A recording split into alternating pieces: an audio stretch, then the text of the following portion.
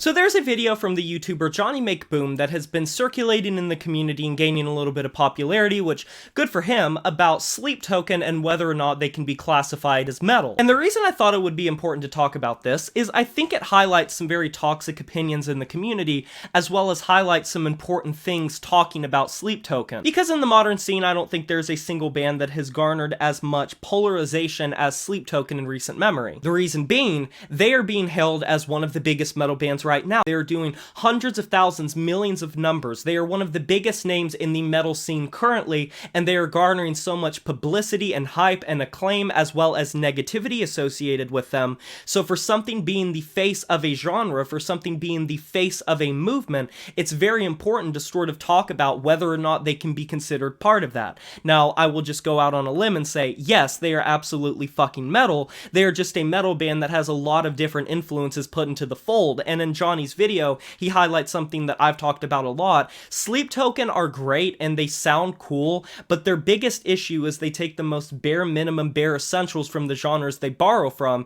and they put it all together in sort of this amalgamation form to where it seems more creative than it seems more ingenious than it is, and while it is wallpaper and it sounds really nice, you kind of have to strip that back and look at the influence that they are playing around with and kind of estimate it based on that. Which moves me on to my next point, and that is the metal community has a bad habit of, specifically I've noticed this with popular bands or bands that gain some sort of steam and momentum in the niche, go outside of the underground. Metalheads are obsessed with going under the notion that if they don't like something, that it automatically is not metal. I recently made a video about Bring Me the Horizon and their timeline, and there was someone that literally felt personally attacked and was downright convinced that I made the video targeting them and personally attacking them, so much so that they said they unsubscribed to me and would not be watching me going further because they really did believe that I was anti-them. And they went on the record saying that they didn't think Bring Me the Horizon were metal, metalcore, whatever.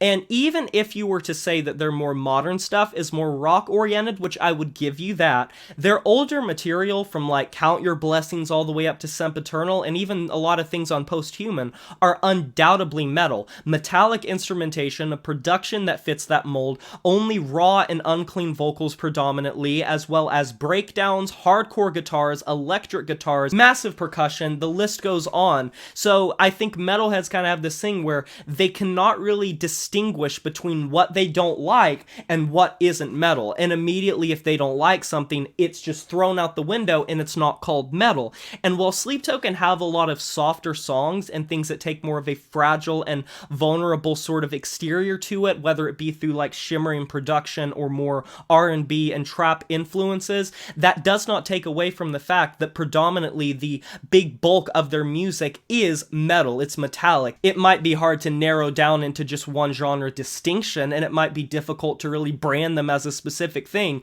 but it doesn't take away them being metal to begin with. This has always happened when a band injects certain styles into a pre-existing formula. It happened a lot with like the alternative metal and new metal movements. It happened a lot with the metalcore movement, the electronicore movement, where you take something that is not accessible and then you mix it with something that is accessible, and suddenly it's called into question the validity of it being a genre to begin with or part of that genre. But it's important to talk about Sleep Token because, like I said, they have built up this repertoire of being like the current face of metal for right now, alongside like Lorna Shore. So to have a band that people are questioning so much what the fuck their genre is, or if they are even considered metal, while being the face of metal itself, can be really concerning to people that don't particularly like Sleep Token or are one of the people that are detractors as to what their genre classification even is. Now, in my personal opinion, I don't think it's that fucking deep. If something is metal, it's metal, and if you inject other things into the formula,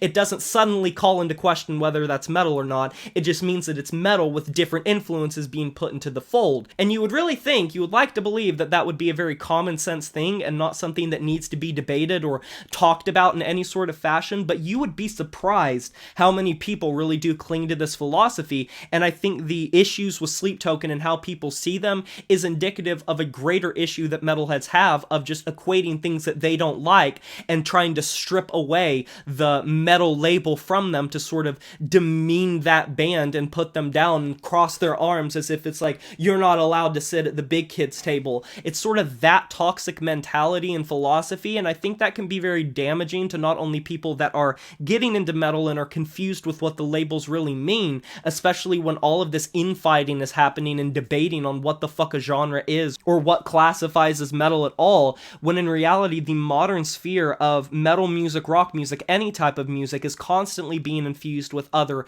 topic matters, other influences, other genres, and that experimentation doesn't suddenly make the template that they are working with invalid or non-existent. But what are your guys' opinions of this topic? You can let me know down in the comment section below. I can't wait to hear it. Be sure to like this video if you enjoyed it, subscribe to join the review family today, and smash that notification bell to be notified of my future uploads. You know who it is, my name is Jay Morris, and I'm signing off saying farewell.